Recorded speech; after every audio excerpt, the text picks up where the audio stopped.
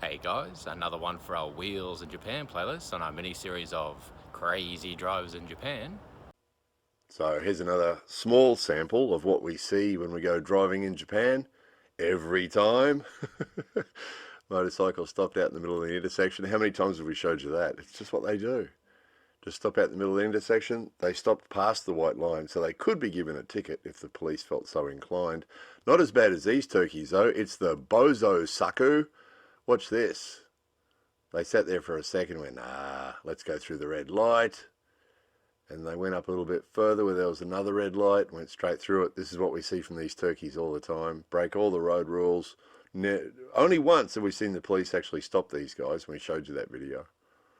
There was 52 police versus 2 Bozo Saku. If you haven't seen that video, check that out. Oh yeah, this one bothers us the most because the silly people are risking the lives of the innocent people. So kids standing up between car seats and things like that. And again, we see this every day. Every day we go out, we see it. Happens all the time. They like to stand between the seats so they can talk with their parents or something. And the parents seem quite happy to let them do it. Not all parents. We do know some parents who insist that their kids wear seatbelts, but we know a lot that do this. There's a lot of people we know we wouldn't let our kids travel with because this is what they do. They don't seem to care about the seatbelt thing. Similar to some other countries 70 years ago, you know. So, anyway, oh, and they're not indicating. This is something that we hear from other foreign people in Japan all the time that drives them crazy. Occasionally, underneath one of these crazy drivers videos, someone will comment, "The not indicating thing drives me crazy."